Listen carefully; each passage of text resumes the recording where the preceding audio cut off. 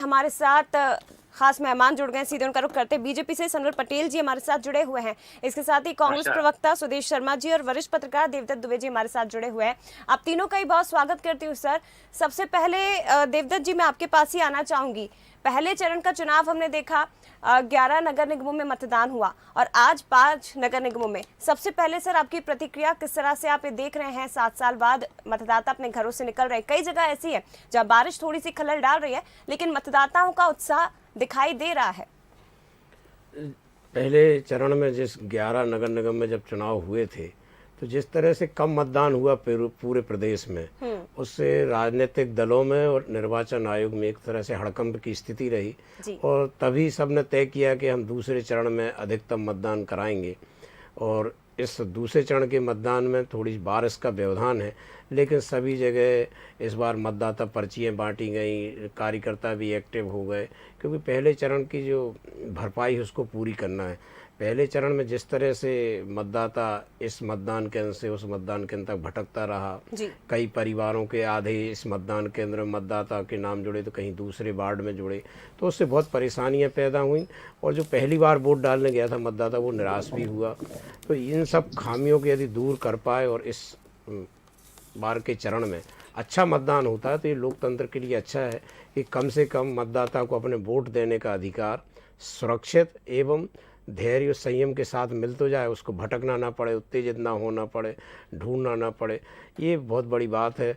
और देखिए लोकतंत्र इतना मजबूत हो गया है, 72 साल से ज़्यादा हम आज़ादी के बाद से लगातार वोट डाल रहे हैं। तो मतदाता आज बरसात के बावजूद भी घरों से निकल रहा है, छाता लेके निकल रहा है, तो ये वो उसकी जिम्मेदारी बताती है कि वो वोट देने के लिए इच्छुक है और अपना प्रतिनिधि चुनने के प्रति उसमें लालसा है। मुझे लगता है कि राजनीति में यही होना चाहिए कि मतदाता अपने बिना किसी भय, लोभ, लालच के और निष्पक्ष रूप से बेहतर व्यक्ति, बेहतर दल का चुनाव करे और जो प्रतिनिधि चुने जाएं वो भी अपने वादे पे खरे उतरे, जिससे कि अगली बार और ज़्यादा मतदान हो। कई बार निराशा हो जाती है जब जनप्रतिनिधि मतदाता की कसौटी पे खरा नहीं उतरता, जो वादे करता है उसको पूरे नहीं करता, लोगों से मिलता नहीं है, उनसे व्यवहार ठीक नहीं करता, तो अगली बार निराशा होती है मतदाताओं। तो ये निराशा ना हो, आशान्वित रहे मतदाता कि हाँ हम जिस काम के लिए जा रहे हैं उसके सार्थक परिणाम आएंगे, क्योंकि कोई व्यक्ति वह काम तभी कर पाता है जब वो अंदर से स्वीकार कर लेता है कि ये सही काम है। और मतदाता के मन में धारणा बन जाना चाहिए कि हम सही काम के लिए आज निकल रहे हैं, और ये तभी बनेगी जब जनप्रतिनिधि मतदाता की कसौटी पर खरे उतरेंगे। कोई कठिन काम नहीं होता है यदि जनप्रतिनिधि थोड़ा भी सोच ले, एक कृतज्ञता उसके मन में हो कि जो कार्यकर्ता उसके लिए मेहनत कर रहा है, जो वोटर उसके लिए विपरीत मौसम में भी घर से निकल रहा है, उसकी अपेक्षाओं पर पूरा उतरे। अन्यथा हर बार हम देखते हैं कि वादे होते हैं और फिर चुनाव जीतने के बाद भूल जाते हैं। इसी कारण कई दलों के कार्यकर्ताओं में भी निराशा आई जो पहले चरण में देखने को मिली, और मतदाताओं में ही निराशा आई कि कोई फ़र्क नहीं ज़्यादा पड़ता। जबकि इस बार 7 साल बाद चुनाव हो रहे हैं, 2 वर्ष कोरोना के कारण नहीं हो पाए, तो अधिक उत्साह होना था कि बहुत दिनों के इंतज़ार के बाद। मुझे लगता है कि ये लोकतंत्र के लिए बहुत ज़रूरी है कि मतदाताओं की अपेक्षाओं पर खरा उतरा जाए और मतदाता भी पूरी ईमानदारी के साथ मतदान करे, किसी दबाव, प्रभाव, लोभ, लालच में ना रहे, वो केवल और केवल अपने मन की बात सुने। क्योंकि ये बड़ा, जैसे हम लोग कहते हैं ना, कन्यादान, गौदान, ऐसे ये मतदान होता है।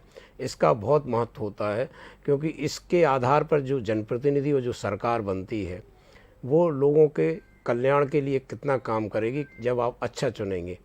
तो ये इसका महत्व कम नहीं समझना चाहिए, इसका बेहद महत्व है, क्योंकि इसी के आधार पर सब निर्णय होते हैं। देख रहे हैं सर, मतदाता तो घरों से बाहर निकल रहे हैं, उत्साह भी नजर आ रहा है और बात यही है कि हम जिस भी जनप्रतिनिधि को चुने वो हमारी उम्मीदों पर खरा उतरे, हमारे क्षेत्र का विकास कर सके। लेकिन कई बार ये बिल्कुल आप सही कह रहे हैं कि चुनाव के समय ही नेताओं को याद आती है जनता की, घर घर पहुंचते हैं और उसके बाद शायद अपने वादे भूल जाते हैं। हमारे साथ दोनों खास मेहमान भी मौजूद हैं, सनवर पटेल जी, सुदेश शर्मा जी। बीजेपी से हमारे साथ सनवर पटेल जी। सबसे पहले मैं आपके पास ही आना चाहूंगी सर। जैसे कि देवदत्त दुबे जी को भी आपने सुना, और कई जगह ऐसी हमने देखा जब 11 नगर निगमों में चुनाव हुआ है, नगर पालिका में चुनाव हुए, कई जगह पे मतदान का बहिष्कार कर दिया गया। क्यों? क्योंकि जो वादे किए गए थे उन्हें पूरा नहीं किया गया, जो मूलभूत सुविधाएं थी वो उन जनता को नहीं मिल पा रही थी, और इसीलिए सड़क नहीं तो वोट नहीं, और इस तरह के पानी नहीं तो वोट नहीं के जो है पोस्टर्स लगा दिए गए थे। आखिर क्यों सर? 16 नगर निगमों में आपकी सरकार थी, उसके बावजूद जनता परेशान थी। जया जी, सबसे पहले तो आज गुरु पूर्णिमा का अवसर है जी। और इस अवसर पर मैं मध्य प्रदेश के और आपके चैनल के माध्यम से जितने भी मेरे गुरुवर हैं उन सबको प्रणाम करता हूं, आपको भी उसके लिए बधाई देता हूं। और अगर हम अपने पैनल की बात करें तो देवदत्त जी भी हमारे बीच में गुरु की भूमिका में ही है। अगर उनको एक्सपर्ट के रूप में बिठाते तो उनको भी मैं सादर प्रणाम करता हूँ, नमस्कार करता हूँ और गुरु पूर्णिमा के अवसर पर उनका अभिनंदन करता हूँ। दूसरा, जया जी, जैसा आपने देवास के बारे में बताया, देवास के नजदीकी उज्जैन से आता हूँ और जावरा का फिलहाल प्रभारी हूँ। तो ये पूरा क्षेत्र अभी घनघोर बारिश यहाँ हो रही है और दौड़ते भागते हम भी जो है बारिश में कुछ भीगते करते और यहाँ डिबेट में जुड़ पाए जी। तो मैं अभिनंदन करता हूँ ऐसे सारे मतदाता भाइयों बहनों का, खास करके वो बहनें जिनको अभी आपने टीवी पर बताया, अपने चैनल पर बताया कि किस प्रकार से उत्साह से लबरेज गिरते पानी में और घनघोर जहां वर्षा हो रही है वहां उन्होंने उत्साह के साथ अपने मत का उपयोग किया, अपनी उंगली दिखाकर हमको साइन दिखाया कि ये देखिए हमने अपना मतदान कर दिया है। आपके इस चैनल के माध्यम से मैं बाकी मतदाताओं को भी अपील करता हूं कि वो अधिकाधिक अपने मत का उपयोग करें। साथ ही ये लोकतंत्र की खूबसूरती है, जैसा सम्मानित देवदत्त जी भाई साहब ने बताया कि 72 साल हमारे लोकतंत्र को हो गए और दुनिया का सबसे बड़ा लोकतंत्र, और उस लोकतंत्र की ये खूबसूरती और इस खूबसूरती को बनाए रखने के लिए हमारे समाज, संगठन, इंटरएक्चुअल लोग, गीतकार, कविताएं, ये सब लोग इसमें जुड़ते हैं। हम समय समय पर इस प्रकार की विपदा में भी, प्राकृतिक आपदा में भी कैसे अपने कर्तव्य का पालन करें, इसके लिए हमारे यहाँ तो गीत भी बने, आंधी आए या तूफान यार खड़े हैं सीना तान। ये मोटिवेट करता है कि आप सीना तान के खड़े हो, मतलब आप अपने कर्तव्यों का पालन कर रहे हो। तो ये सारी चीजें हमारे संस्कारों में रच बस गई है। आज जिस प्रकार से लोग मत का उपयोग कर रहे हैं मैं उनका अभिनंदन करता हूं। जहां तक आपने सवाल किया उस सवाल के बारे में मैं आपको बताना चाहता हूं कि हर स्थान पर 16 की 16 नगर निगम हमारे पास, मतलब भारतीय जनता पार्टी के पास होने के बाद भारतीय जनता पार्टी ने हर स्थान पर विकास की गंगा बहाने का काम किया। खास करके रोड, बिजली, पानी, कैसे लोगों को स्वास्थ्य का लाभ मिल सके, कैसे स्कूली बच्चों को उनके पढ़ाई का स्थान मिल सके, इन सब बात की चिंता करने का काम भारतीय जनता पार्टी की सरकारों ने किया। और आप जब 2003 के पहले का मध्य प्रदेश और उसके सड़क, बिजली, पानी से 2003 के बाद की आज 2022 के मध्य प्रदेश की तुलना करते हैं तो जमीन आसमान का अंतर दिखता है। और यही कारण है कि उस जमीन आसमान के अंतर के कारण से ही आज मध्य प्रदेश की जनता भारतीय जनता पार्टी को आशीर्वाद देने का काम कर रही है। फिर भी काफी कुछ छूट गया, आपने सवाल किया, पटेल जी। लेकिन जैसा आपने सवाल किया जया जी कि फिर भी कहीं कहीं स्थानों पर इस प्रकार का बाइकाट हुआ है, निश्चित रूप से ये चिंता की बात है। ये क्यों बाइकाट हुआ, इस पर मध्य प्रदेश की सरकार, भारतीय जनता पार्टी इस बात की चिंता करने का काम कर रही है कि बाइकाट हुआ तो आखिर कहां कोई कमी रह गई। अगर कमी रह गई है निश्चित रूप से उसको पूरा किया जाएगा। और जानबूझकर कोई बदमाशी कर रहे हैं तो वो ठीक नहीं है। नहीं, कई बार संकट जी, कई बार ऐसा होता है कि ठीक है, जनप्रतिनिधि की मंशा बहुत अच्छी होती है कि हमें विकास कार्य करने हैं, राशि भी आवंटित कर दी जाती है, लेकिन नीचे जो बैठे लोग हैं वो सुनते नहीं है, और जनता जब जनप्रतिनिधि तक पहुंचती है तो वहां भी सुनवाई नहीं होती है। तो ऐसे कैसे काम चलेगा सर? ऊपर से लेकर नीचे तक चीजें दुरुस्त होनी चाहिए ना, तब तो जनता तक विकास पहुंच पाएगा, अगर आपकी मंशा विकास पहुंचाने की है तो। निश्चित रूप से जया जी, आपकी एकदम से बात से मैं सहमत हूं कि नीचे से लगाकर ऊपर तक सब कुछ ठीक होगा, तभी 100% विकास हो पाएगा। और मध्य प्रदेश की सरकार इसके लिए रात दिन चिंता करने का काम करती है। आपने देखा कि अगर अति वर्षा हो जाए या सूखा पड़ जाए, मध्य प्रदेश की सरकार 6 बजे उठकर अपना काम चालू कर देती है, 5 बजे उठकर 6 बजे बैठकें चालू कर देती है और ताकीद करती है कि आपको काम करना है, ठीक है सर, आपको इन समस्याओं को दूर करना है। तो ये तो हमारी नीति और नियत एकदम साफ है कि मध्य प्रदेश की जनता कैसे समृद्धशाली बने, कैसे समस्या विहीन ठीक बने, है, कैसे स्वदेश उनको जी से सारी हम प्रतिक्रिया सुविधाओं का ले लाभ लेते हैं, मिले, इस बात के लिए रात दिन चिंता करने का काम भारतीय ठीक है। जनता पार्टी की सरकार है। स्वदेश जी, बीजेपी तो सुबह 6 बजे से उठ के बैठकें करती है, कांग्रेस में ऐसा नहीं होता है क्या? इसीलिए देखिए आज स्थिति। देखिए जया जी, जहाँ तक मैं समझ रहा हूँ, ग्वालियर में 57 साल से इनकी नगर निगम रही। मैंने वहाँ देखा वही सड़कें, वही गड्ढे, वही बिजली के खम्भे, सारी व्यवस्थाएं चरमरा चुकी हैं 57 साल में। वहाँ निश्चित बदलाव की लहर चली और वहाँ हमारी जो शोभा सिंह सिकरवार प्रत्याशी हैं, उनको प्रचंड बहुमत मिलने वाला है ग्वालियर में। मैं भोपाल का प्रभारी रहा, अभी भी हूँ। भोपाल की स्थिति हम बताएं तो वार्ड नंबर 28 में वहाँ के रहवासियों ने बाहर बोर्ड लगा दिए थे कि हम मतदान नहीं करेंगे, क्योंकि हम 16 वर्ष से लीज के लिए नगर निगम के और पार्षदों के चक्कर काट रहे हैं, महापौर के चक्कर काट रहे हैं, हमको नहीं मिली है, हम मतदान नहीं करेंगे। पेंशनर एसोसिएशन की बात करें तो उन्होंने भी बोर्ड लगा करके विरोध दर्ज कराया कि हम मतदान नहीं करेंगे। अब ये बताइए, भारतीय जनता पार्टी बूथ प्रबंधन की बात करती है, भारतीय जनता पार्टी पन्ना प्रमुख की बात करती है, भारतीय जनता पार्टी मंडलम की बात करती है, मंडल अध्यक्ष की बात करती है, तो कहाँ गए इनके सब प्रबंधन वाले लोग? अब 43% भोपाल मतलब मध्य प्रदेश की राजधानी में मतदान होना, और उसके बाद भारतीय जनता पार्टी के जो मीडिया विभाग के अध्यक्ष हैं लोकेंद्र पालेसर, उनके द्वारा ट्वीट करके चुनाव आयोग को चेताया जाना कि आपकी व्यवस्थाएं ठीक नहीं रही। तब चुनाव आयोग उनको कहता है कि सरकार आपकी है, आप सवाल उठाएंगे तो आप ही घेरे में आएंगे। तो कुल मिलाकर के भारतीय जनता पार्टी की कुरीति के चलते हम विश्व के सबसे बड़े लोकतांत्रिक दोष होने के बावजूद हमने ये देखा कि 50% से भी कम मतदान होना बड़े शर्म की बात है। सरकार को चाहिए कि चाक चौबंद व्यवस्थाएं की जाए। इन्होंने पर्ची बांटने का काम आयोग को सौंपा गया, आयोग ने व्यवस्थाएं ठीक से नहीं की। एक वार्ड में पत्नी का 28 वार्ड में अगर मतदान है तो पति का 40 में हो गया। अब ऐसी विषमताएं देखी तो लोगों ने सोचा अरे मतदान नहीं करते हैं, ये व्यवस्थाएं बड़ी खराब है। तो इसके लिए सरकार दोषी है, सरकार को चाहिए था कि चाक चौबंद इंतजाम करे। अब हमने देखा है कि माननीय कमलनाथ जी के विजन के सामने भारतीय जनता पार्टी का टेलीविजन का शौक फीका पड़ता नजर आ रहा है, क्योंकि माननीय कमलनाथ जी चाहते हैं 100 रुपये में 100 यूनिट बिजली मिले लोगों को, जैसा उन्होंने अपनी सरकार में किया था। माननीय कमलनाथ जी चाहते हैं नगर का चौमुखी विकास हो, सड़कें ऐसी हो जो ऐसी ना हो कि एक बारिश में, आधा घंटे की बारिश में लगभग मैं समझ रहा हूं 80% भोपाल अभी लबालब है। इंदौर की बात करें तो इंदौर की स्थिति ये है कि आधा घंटे की बारिश हुई थी 1.5 इंची, उस 1.5 इंची में इंदौर लबालब हो गया था। बिल्कुल। तो कुल मिलाकर के ये व्यवस्थाएं हैं। भ्रष्टाचार का वो आमंत्रण दिया भारतीय जनता पार्टी ने, भ्रष्टाचार को मजबूती से गढ़ा और तैयार किया, और भ्रष्टाचार के चलते शहरों का विकास नहीं हो पाया है। अब लेकिन मतदाता ने ये सोच लिया है कि हमें अपनी शहर की सरकार बनाना है, हमें 100 रुपए में 100 यूनिट बिजली चाहिए, हमें बिल तो आए बिजली के लेकिन लाइट जले वो चाहिए। अब बिल तो आ रहे हैं मंगाले और घर में पड़ा अंधेरा, ये स्थिति से लोग निजात पाना चाहते हैं। और निश्चित रूप से सड़कों का हाल हमने भी देखा है, इंदौर भोपाल की सड़कें हो, कहीं और जाने की जरूरत नहीं है, भोपाल की सड़कों पर ही हम हर बार मानसून में देखते हैं, इस बार भी देख रहे हैं। आपको लगता है कि मतदाता अगर कांग्रेस पर भरोसा करे तो इन मुद्दों को आपने प्रमुखता के साथ उठाया है, जनता के बीच आप पहुंचे हैं, अगर मतदाताओं को आप पर भरोसा करना पड़े तो?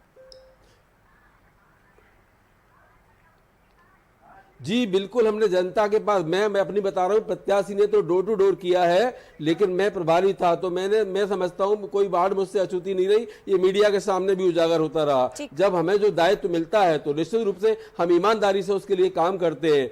ईमानदारी से काम का रिजल्ट, जैसे 2018 में माननीय कमलनाथ जी के नेतृत्व में हमने सरकार बनाई थी, आज माननीय कमलनाथ जी के विजन के सामने ये टेलीविजन के नेता माननीय मुख्यमंत्री महोदय बार बार कह रहे हैं कि प्रत्याशी मत देखिए, मुझे देखिए।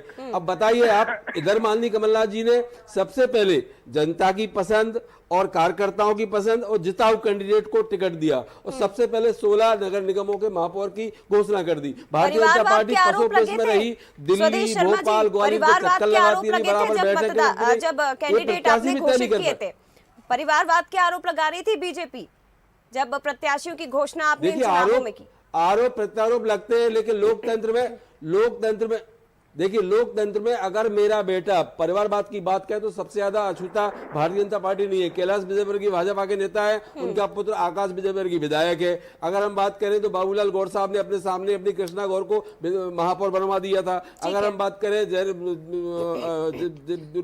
क्या बोलते हैं केंद्रीय गृह मंत्री की, तो उनका पुत्र भी आज विधायक है। कुल मिला के प्रभाववाद मैं इसको नहीं मानता। जो व्यक्ति जमीन में जनता के साथ जनता के लिए काम करता है वो किसी भी परिवार का हो, उसे हक है कि वो परिवार के बीच, वो जनता के बीच जाए और उनका पटेल जी से विश्वास हासिल प्रतिक्रिया ले करे। लेते हैं, उसके बाद में देवदत्त जी के पास जाऊंगी। सर थोड़ा सा इंतजार और पटेल जी, आप स्थानीय मुद्दों की बात करते हैं, आप विकास की बात करते हैं, भोपाल देख लीजिए, इंदौर देख लीजिए, यहाँ पर तो तमाम वीवीआईपीज रहते हैं ना, तमाम जनप्रतिनिधियों का डेरा भोपाल में रहता है। उसके बावजूद राजधानी, चाहे पुराने भोपाल तो छोड़ दीजिए सर, नए भोपाल की हालत इतनी खराब है, सड़कें पूरी तरह से पानी में डूब जाती है, जनता इतनी परेशान होती है। आप सीवेज की बात कर लीजिए, सीवेज सिस्टम दुरुस्त नहीं है, हर जगह गड्ढे हैं, कितने हादसे हो चुके हैं, लेकिन उसके बावजूद कुछ नहीं। किसकी लापरवाही सर, किसकी जिम्मेदारी है?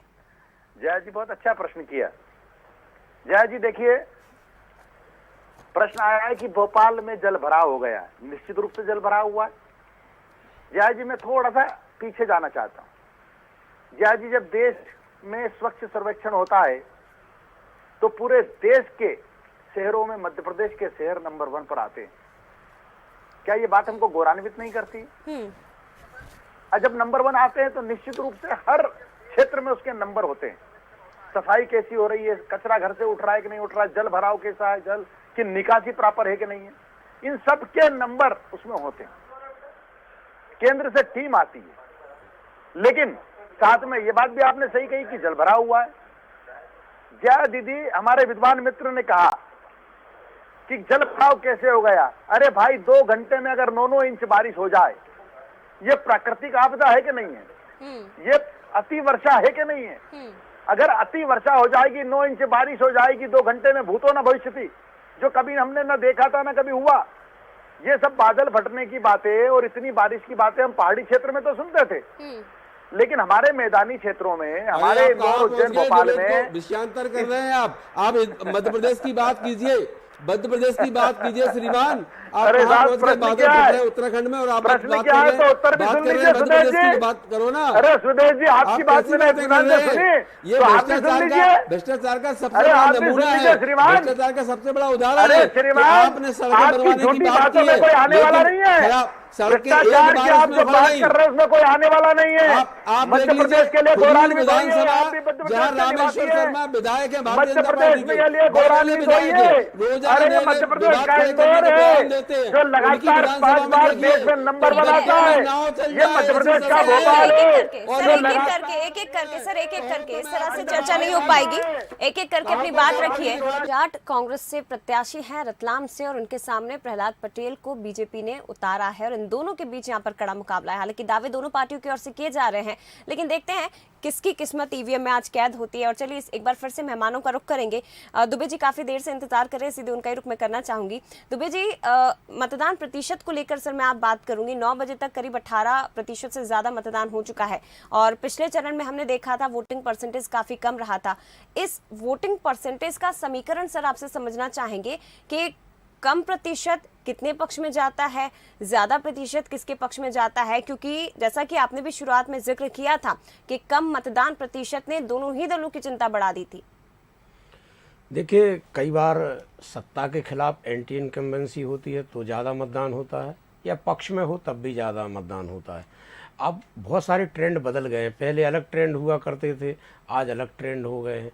तो ये तो जो दलों की कार्यप्रणाली और कार्यकर्ताओं की पहुंच मतदाता के बीच होगी, कौन अपने मतदाता को निकाल कर मतदान केंद्र तक पहुंच ले जाता है, उसके पक्ष में मतदान जाता है।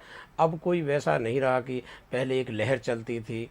पहले आपने देखा होगा कि नेता की सभा होती थी, उनकी घोषणा हुई, चाहे वो इंदिरा जी, अटल बिहारी वाजपेयी हों, किसी की भी, तो लोग पैदल, साइकिल से, बस से सभा सुनने जाते हैं। और आज और हम कल देख रहे हैं जब सभाएं होती हैं तो लोगों को कैसे लाया जाता है, बसों में भर के उनको खाने के पैकेट भी दिए जाते हैं और सब सुविधाएं दी जाती हैं। तो पहले तो नेता होते थे, अब पदों पे हैं इसलिए नेता हैं। तो मतदाता की प्राथमिकताएं बदली हैं, बहुत सारा सिनेरियो बदल गया है। आप देखें, आज़ादी के बाद से देश में दोनों दलों की सरकारें रही बारी बारी से, देश में, प्रदेश में, लेकिन आज भी हम कैसा दृश्य देख रहे हैं। आप प्रगति की बहुत बातें करते हैं दोनों दल, बहुत कीवी है, पैसों की कोई कमी नहीं रही। हम चांद पर जा रहे हैं, मंगल ग्रह पे हम बस्तियां बसाने जा रहे हैं, हम मेट्रो ट्रेन चलाने जा रहे हैं, बुलेट ट्रेन चला रहे हैं, कितनी प्रगति कर रहे हैं। लेकिन आप सोचिए कि हम वो व्यवस्था नहीं कर पाए कि जो घरों में पानी ना घुसे। किसी गरीब के घर में पानी घुसता है जया जी, तो आप समझ नहीं सकते उसके कैसे सपने टूटते हैं। आजकल इतने महंगे इलेक्ट्रॉनिक आइटम है, किसी का laptop, mobile, TV, fridge, cooler, washing machine, ये सब पानी में धुल जाता है। और गरीबों को कई बार ये मिलता है और उनको उसको बड़े सहेज के रखते हैं, लेकिन 5 मिनट के लिए भी यदि पानी घर में घुसा तो उसका पूरा जीवन तहस नहस हो जाता है, बिस्तर गीले हो जाते।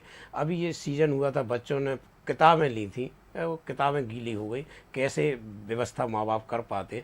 तो मुझे लगता है कि बुनियादी चीज़ों पर पहले जो भी सरकारें बने उनको उस पर ध्यान देना चाहिए। बहुत छोटी छोटी समस्याएं जो आम जीवन को बहुत तनाव में करती हैं, वो लोगों को बहुत कष्ट देती हैं।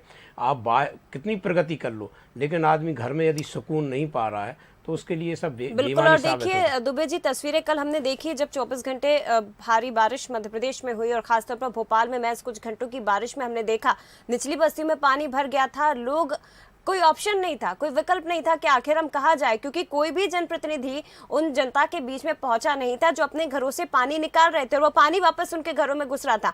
तो ये वाकई में परेशान करने वाली बात है कि आप दावे बड़े बड़े करते हैं, लेकिन उसके बावजूद आप जमीन पर जाकर देखिए, तस्वीरें आपको इसके उलट दिखाई देंगी। स्वदेश जी, मैं आपके पास आना चाहूंगी। सर, ब्रेक पे जाने से पहले आप शायद मोबाइल में कुछ दिखा रहे थे, वो भी हमें बताइए कि क्या आप दिखाने की कोशिश कर रहे थे।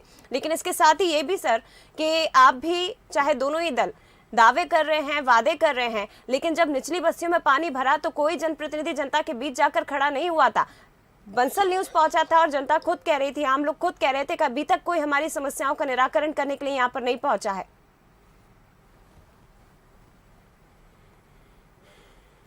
देखिए जया, बिल्कुल आपने सही सवाल किया। ये राजधानी और भोपाल के बड़बोले विधायक रामेश्वर शर्मा जी की विधानसभा की राजधानी की सड़क है, जिसको मीडिया ने बहुत उछाला है। ये किसी अखबार में छपा हुआ मैं आपको दिखा रहा हूँ।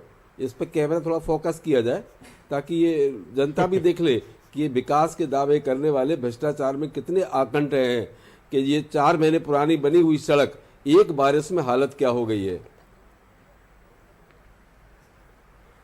हालत क्या हो गई है इसकी देख सकते हैं आप। ये मध्य प्रदेश में बंसल न्यूज के माध्यम से छत्तीसगढ़ में ये पूरी जनता भी देख ले कि ये हालात हैं सड़कों के। अब ये कहें कि हमने बहुत विकास किया है, तो विकास नहीं, इन्होंने भ्रष्टाचार को कायम किया है। सुदेश जी, पहले तय कर लीजिएगा कि ये कहाँ का रोड है और कितने दिन पहले बना था। देखिए, पहले तय कर लेना। ये डर्टी पॉलिटिक्स, ये विश्वास करें, विश्वास करें। सर एक मिनट, सर पटेल जी सुन लीजिए, मैं आपके पास आऊंगी सर, एक सेकंड सुन लेने हेडिंग पढ़ लीजिए। अफ्रीका के कुपोषित बेटी को मध्य प्रदेश का बता चुके हैं, पाकिस्तान के ब्रिज को। सर सुन लेने दीजिए संदीप पटेल जी। पुष्टि कर लेना। आपकी बात पर विश्वास नहीं करता है। 32 राजधानी बात ऐसी रखा करो जो बात सच हो। आपकी बात पर कोई विश्वास नहीं करता है। झूठ बोलने का काम, भ्रम फैलाने का काम कांग्रेस सदैव करती है और मध्य प्रदेश की जनता ये जानती है अच्छे से। अरे आपने दक्षिण अफ्रीका का बच्चा, सर समय कम है सर, ऐसे नहीं सर, एक एक करके संदीप पटेल जी, राजधानी की बात संदीप पटेल जी मैं आपके पास आऊंगी सर, एक एक करके अपनी बात रखिए। लेकिन मध्य प्रदेश की जनता जानती है कि शिवराज सिंह जी के गालों पर चमक जरूर। सर एक एक करके संदीप पटेल जी, एक एक करके अपनी बात रखिए सर, मैं आपके पास भी आऊंगी। ऐसे डिस्कशन नहीं हो पाएगा सर। इसी कारण आपकी हालत खराब है। नहीं सर, ऐसे डिस्कशन नहीं हो पाएगा। एक एक करके अपनी बात रखिए। रुक जाइए सर, एक सेकंड सर, आपके पास आऊंगी। आगर मालवा से कुछ तस्वीरें इस वक्त मिल रही हैं, वो हम अपने दर्शकों को दिखा देते हैं। एक बार फिर से मैं आपके पास लौटूंगी। ये तस्वीर आप देखिए, यहाँ पर किया लोग भारी बारिश इस वक्त हो रही है, मतदाताओं की लाइन भी दिखाई दे रही है मतदान का प्रयोग करने के लिए। और आप तस्वीरें देखिए, हर जगह पानी ही पानी, कीचड़ भरा हुआ नजर आ रहा है और यहाँ से मतदाता पहुंच रहे हैं अपने मत का प्रयोग करने के लिए। तरीके से टेंट की व्यवस्था यहाँ पर की। आगरमालवा जिले में तेज बारिश के बीच मतदान भी जारी है और जिले में मतदान सुबह 7 बजे शुरू हुआ, तब से ही बारिश भी लगातार जारी है। बारिश भी तेज हो रही है और जो बारिश के बीच मतदान हो रहा है उसमें मतदाताओं का उत्साह बारिश के बावजूद कम नहीं हो रहा है, यानी बारिश के बीच मतदाता पहुंच रहे हैं। मेरे पीछे आप देख सकते हैं कि बारिश के बावजूद मतदाता यहाँ पर मौजूद हैं और प्रशासन ने बारिश से बचने के लिए किस तरीके से टेंट की व्यवस्था यहाँ पर की है। लोगों के आने जाने में परेशानी ना हो इसलिए नीचे चूरी बिछाई गई है, गिट्टी यानी बिछाई गई है, ताकि जो रास्ता है वह सही रहे और जो मतदाता है यहाँ पर आने जाने वाले उनको किसी तरह की परेशानी ना हो। इस बीच पीछे दिखाना चाहूंगा जो ग्राउंड है, जो मतदान केंद्र का जो जहाँ बनाया गया ग्राउंड है, यहाँ पर भी किस तरीके से पानी भरा जा चुका है, यानी ग्राउंड में कीचड़ भी हो चुका है और पानी भरा चुका है। तो इस इतने तेज बारिश के बावजूद मतदाताओं का लगातार आना यहाँ पर जारी है। मतदान करने के लिए बड़ी संख्या में मतदाता पहुंच रहे हैं, यानी बारिश के बावजूद मतदाताओं का जो वोट डालने के प्रति जोश है वह कम नहीं हो रहा है। तो सुरक्षा के भी पुख्ता इंतजाम पुलिस ने किए हैं, यानी कुल जो 123 मतदान केंद्र जिले में बनाया गया उन सभी जगह सुरक्षा के पुख्ता इंतजाम भी है और मतदाता सुबह से ही मतदान के लिए कतार में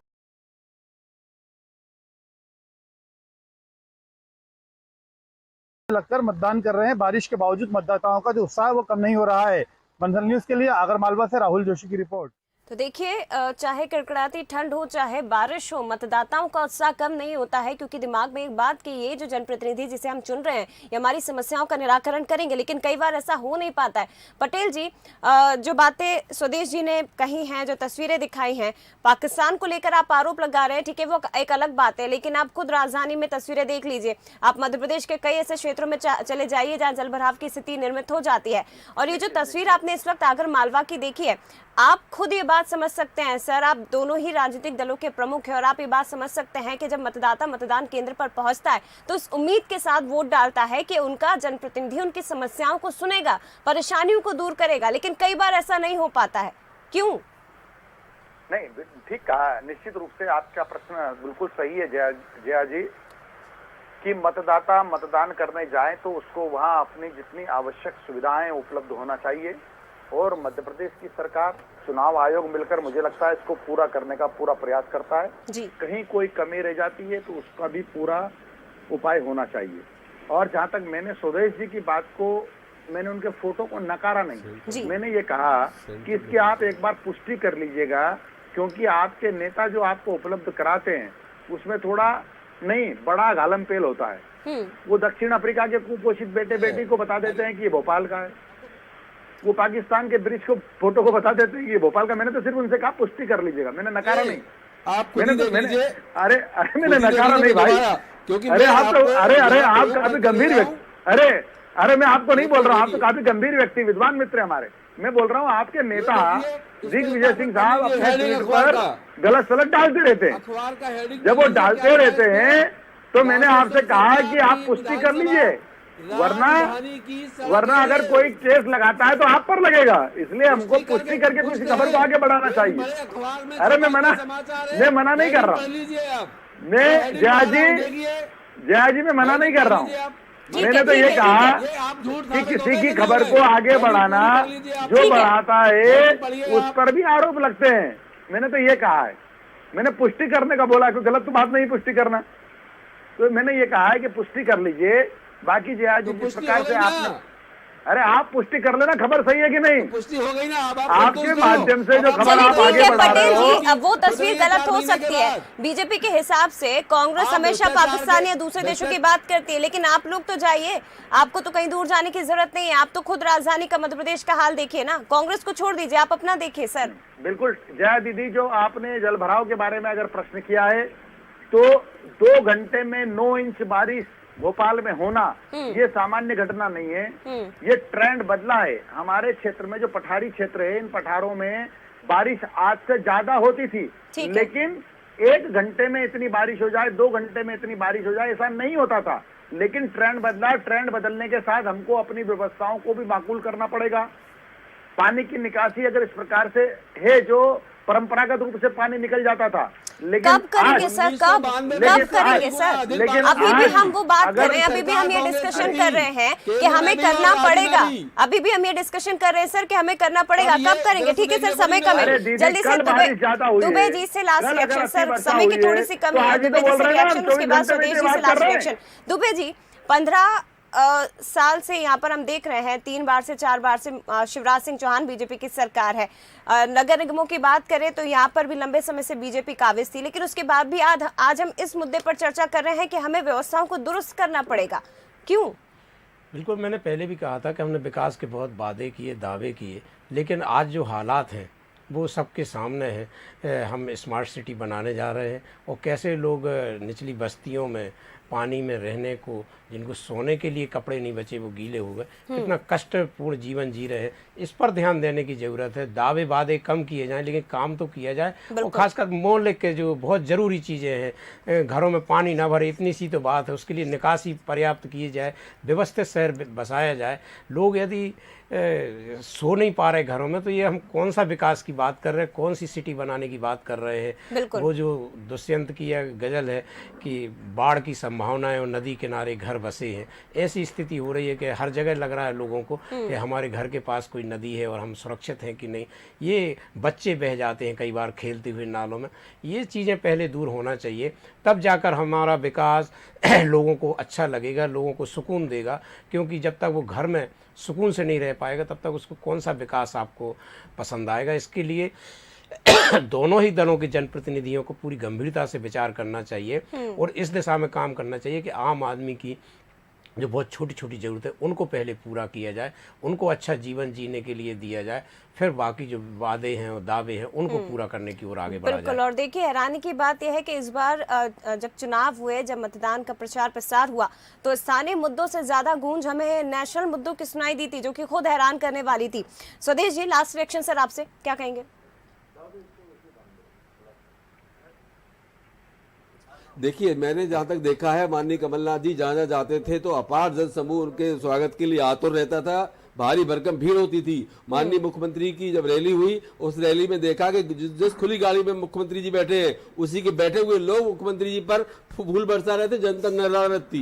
मध्य प्रदेश की जनता ने ये ठान लिया है कि माननीय शिवराज सिंह को जिस तरह से 2018 में सत्ता से बाहर किया था, आने वाले समय में भी सत्ता से बाहर करेंगे।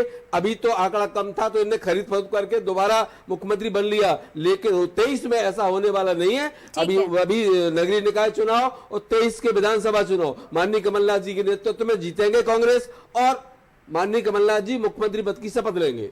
बिल्कुल। चलिए सर, लेकिन अभी इसके जब परिणाम आएंगे तो स्थिति काफी हद तक क्लियर हो जाएगी, स्पष्ट भी हो जाएगी कि आखिर मतदाता के मन में, जनता के मन में क्या चल रहा है। क्योंकि ये दावा किया जा रहा है कि 2023 का चुनाव हम जीतेंगे, दोनों ही दल दावे कर रहे हैं, लेकिन मतदाताओं के दिमाग में, उनके मन में क्या है, वो काफी हद तक इस इलेक्शन के बाद स्पष्ट हो जाएगा। फिलहाल शुक्रिया सर आप दोनों का।